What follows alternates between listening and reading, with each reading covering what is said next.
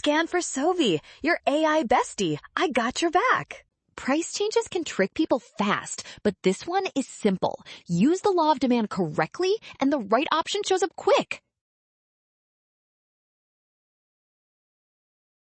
The law of demand says price and quantity demanded move in opposite directions. So when a good gets more expensive, buyers usually want less of that same good. So apply that directly here. The question asks what happens when the price of a good increases, and the matching result is that quantity demanded for that good falls. Now, check the choices carefully. A says demand decreases, but the law here changes quantity demanded, so E is the precise answer.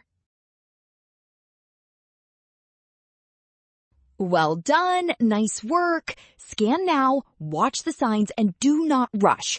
Trust the given rule, then check the exact wording and choices.